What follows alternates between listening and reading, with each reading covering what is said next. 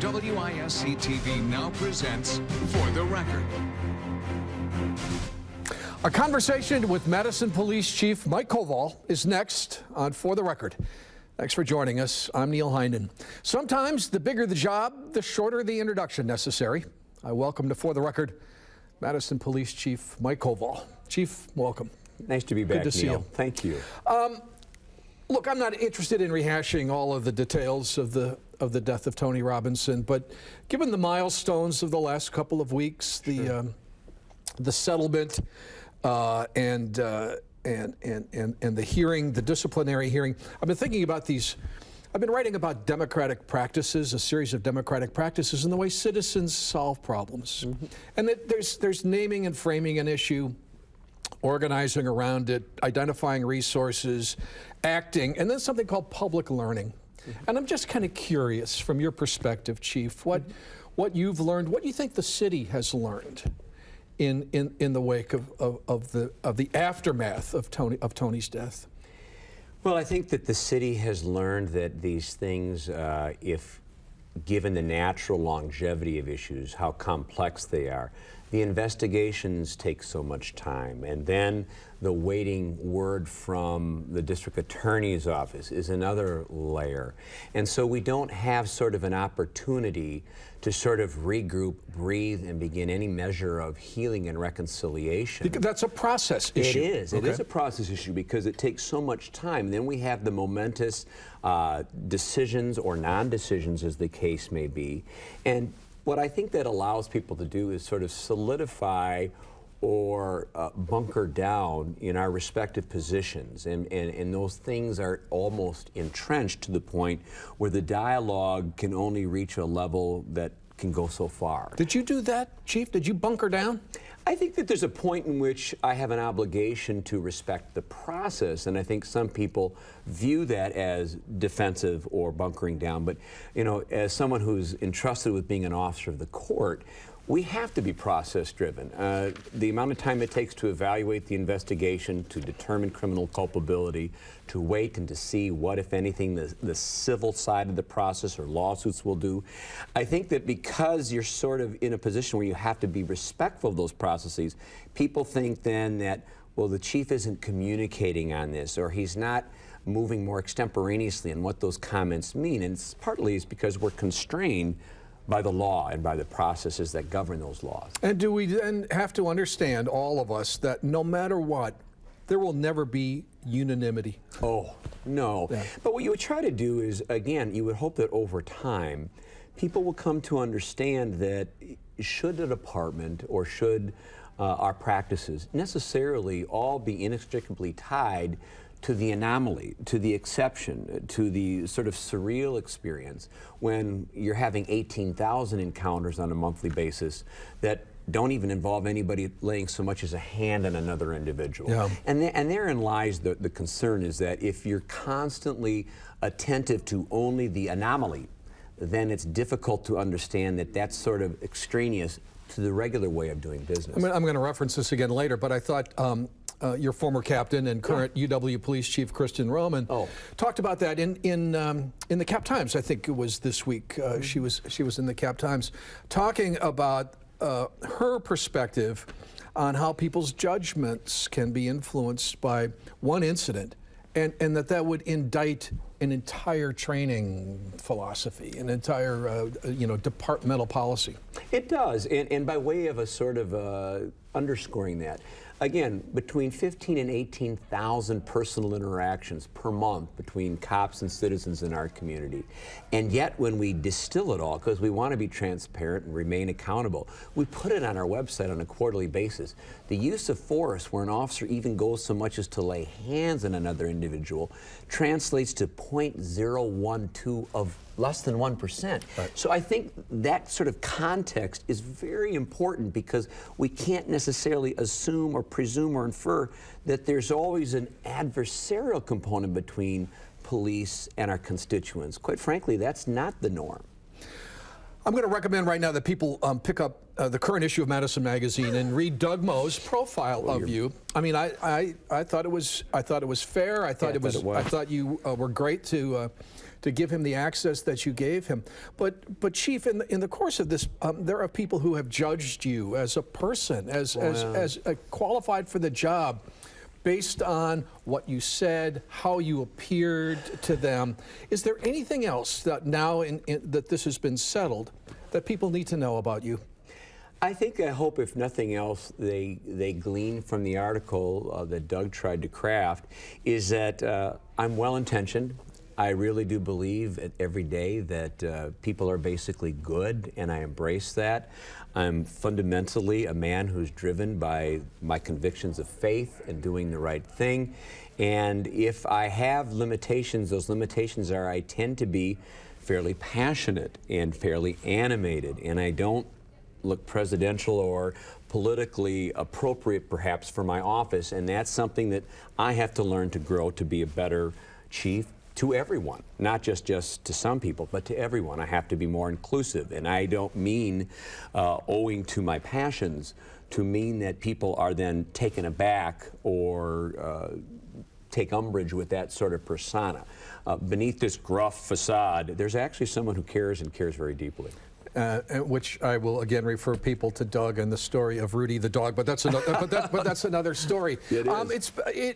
You know, leaving aside this hearing in front of the PSC, hey, Chief, have you learned in 3 years? I mean, do you think you have grown into the job of chief? I think I have. I think, quite frankly, I have grown more cynical in the sense of what it takes to be the chief of this particular community. I think it's almost surreal in terms of what the expectations are of monitoring and being the chief of police in Madison versus virtually anywhere else in the state of Wisconsin that I'm familiar with. I think there are people who have at times tried to politicize the functions and the job dimensions of the chief of police, and I'm gratified that whomever created the various statutory protections, creating firewalls that insulate the police chief from those various drivers that will try to compete with crafting the police response. I'm glad that I have that autonomy, and I worry that at some point that autonomy might be threatened to the point where you have political entities trying to micromanage the operations and the priorities of the police department. And I think that would be something that gives me pause even to this day after 3 years. Well, certainly policing itself is under scrutiny, Yes. more than I think I've ever seen it in this country, and we're going to talk about that when we come back right after this.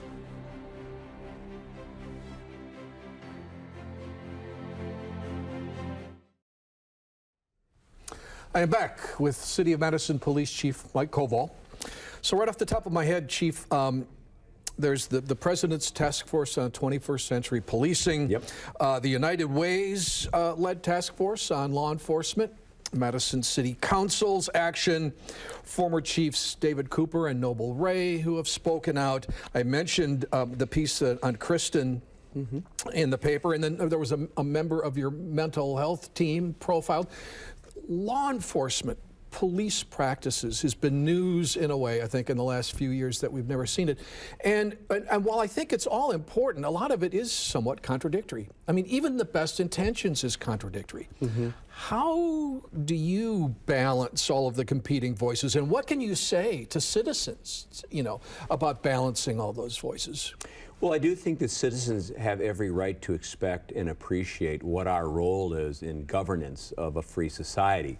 To that extent, we have tried to adopt the mantra that it's beyond the pale of law enforcement or the enforcement of law. That's literally only about 25% of what policing is these days. There's so much mediation and diagnostics and problem solving and civil dispute mediation. I mean, it just goes on, and first responders for heroin. So we wear many And some of that is reflected, right, in the President's Task Force United Way work. It's in there. It is. Yeah. But again, I think that owing to the fact that we have so many brutal cases of police acting and misbehaving badly that's captured and brought to our attention on a nightly basis, it's well and good that we have transparency. It's absolutely essential that we have the police held accountable. They have incredibly huge and vast powers under our Constitution. But on the other hand, it's again contextual. We have to resist the narrative that those instances, those episodic events, do not reflect the day-to-day, hourly-to-hourly roles that the police are constructing for citizens in a very positive way. I don't, you know, we can't get into all the details of the, for example, the President's Task Force, and so it's kind of hard to talk about it contextually, but there is criticism, you know, for every department, including yours, for not adopting more of those principles, and I don't know how many of them you even agree with, Chief, but how would you say you're lined up philosophically with the work of the President's Task Force, for example? Very well. As a matter of fact, what I entrusted my command staff to do, as I said, I would literally, and consumers of our services can go to our website today at madisonpolice.com. We've literally put as a template the President's 21st Century Policing recommendations, and then we have put in a separate column, point for point, where we're at, what we're doing, or what only applies to the federal authorities. So I think we stack up very well in terms of best practices. Let me just get to a couple of specific examples that, you know, that I've been wrestling with, and the first one is body cameras. And again, I'm hearing from a lot of people in law enforcement who really care about law enforcement and the citizens. Absolutely. And it just seems to be so split. Yeah. Can you envision some kind of consensus that we're going to be comfortable with having to do with body cameras? I do, and I think that it's going to be not a question of if, I do think it's more of a question of when. And the when will be sort of inextricably tied to, can we as community decide two things? One, are we going to make the capital investment of what body cameras will mean? Because once that toothpaste is out of the container, we're on to it. It's going to be a huge capital investment. And that means money that otherwise would have gone perhaps to other social service type of initiatives. Okay. So there is that capital investment. But moreover, we're going to have to but find that sweet spot between the rights of privacy, respecting people coming forward, not seeing their private moments of not necessarily grandeur, parlayed by third-party open records requests out into the World Wide Web. And we also have to find that sweet spot where we're how much are we going to tape? When are we going to tape it? Is it going to be victims? Is it going to be juveniles? When we can decide from a consensus, as the policymakers, and I've been very deferential, I want the community to tell us what the direction is they want us to go. We will embrace it, and then we just have to look at everything from the ACLU's foundings, which is the cameras are never off, and if at any point they go off, the officer has to write a report saying why, versus do we want to just do any instances where there's contact that could result in discipline or arrest or force. We need to find what that balancing act is. But the officers, just to be clear, philosophically want the cameras. They want to display to the world, to showcase the fact that we're transparent, we have nothing to hide, we're professional. And quite frankly, most body-worn cameras have tended to more than not overwhelmingly exonerate officers accused of false claims than indict them. Are you working on those policies? Are you creating those policies now, Chief? Well, we have shared best practices from markets that have been elsewhere. But again, I don't want to be perceived as force-feeding the community a done deal. I want them to evolve and come to terms and say, we're ready for cameras, and then can we take a position collectively, collaboratively, of what those best practices should look like in a model policy for its use. So I don't want to do it unilaterally without that sort of participation from community. Another issue that's been in the news recently, guns on buses. I mean, this is guns in society, Chief. I mean, we know that, but we keep, it seems, crossing threshold after threshold with guns in our world. Well, you know, and what does law enforcement do? Well, again, some of the folks, frankly, as we start to polarize, as a lot of issues are relative to guns, our experience has been that the concealed carry permit holders who have been subjected to backgrounds and have a legitimate Second Amendment prerogative they want to exercise, or the open carry people, those folks in and of themselves are not finding themselves locking horns with the criminal justice system. There are some instances, but for the most part, no. But anytime you introduce something that could obviously take the life of another, depending on the circumstances, any one of us, including police, we can be disarmed. Someone may be despondent. Someone may not have secured it properly. We have all of these attractive concerns that arguably are not dealt with from family to family, household to household. And so guns are going to be a consistent problem. And you know, our shots fired is up 300% this year over last year at the same time. The civil dialogue being complicated by place, campus, kids, you know, on a bus, school buses, that kind of stuff. Absolutely. Those are confounding variables. They are indeed. And I don't know that there's a quick answer for that, but constitutionally, at least our Wisconsin Supreme Court has so said, you can't preempt the state laws. Yep. Well, when we come back, I want to talk about building trust, community building, and we'll do that right after this. Perfect.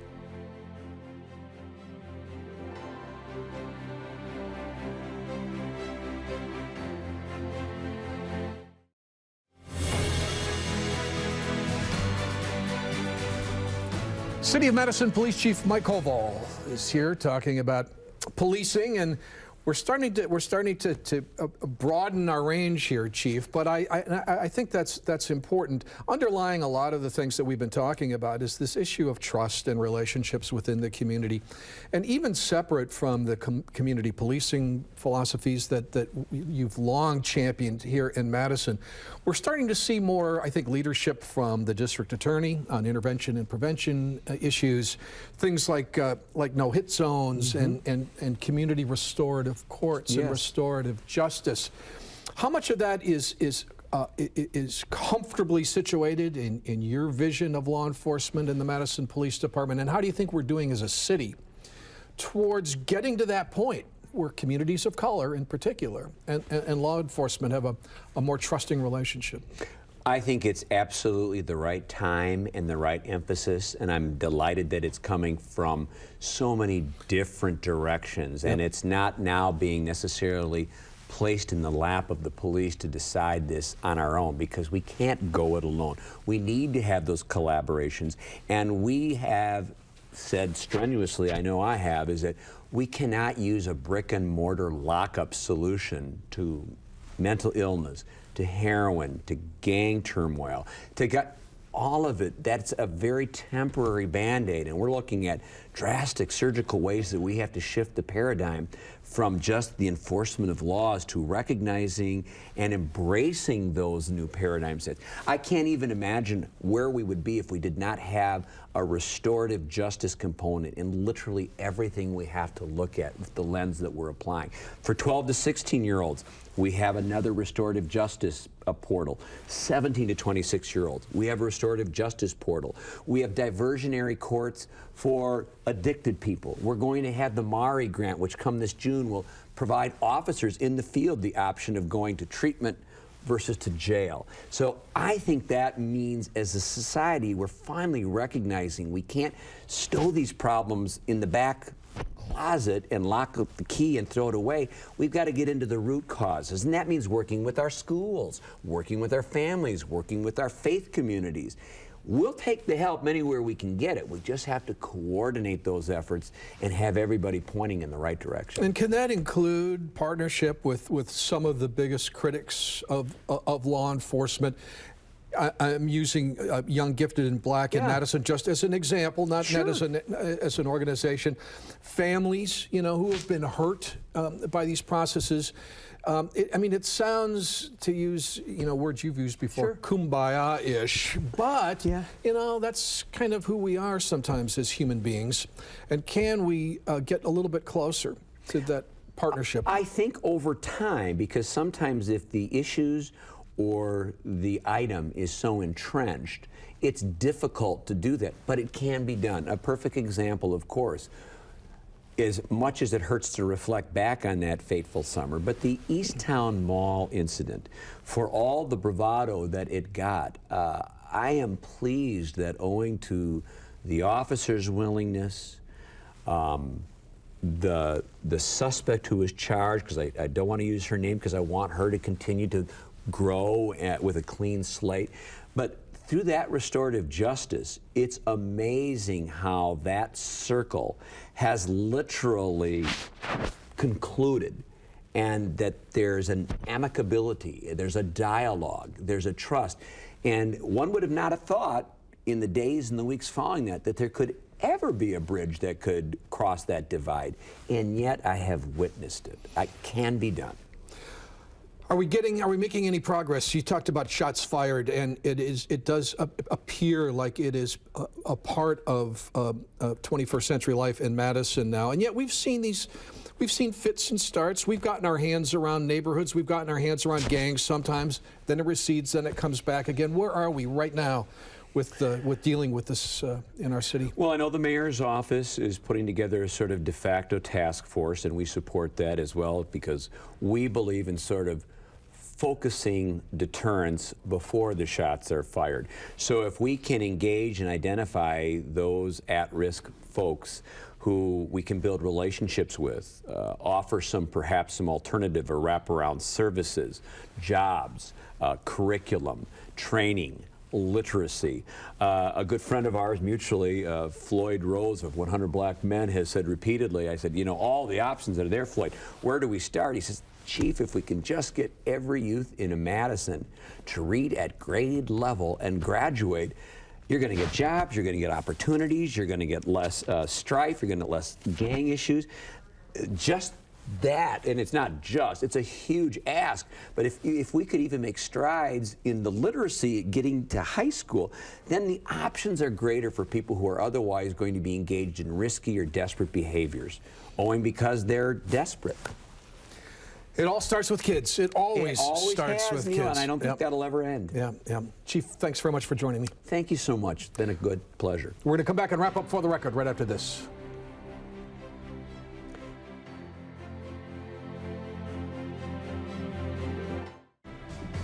My thanks to Chief Koval for joining us and for you taking part in For the Record. We'll see you next Sunday.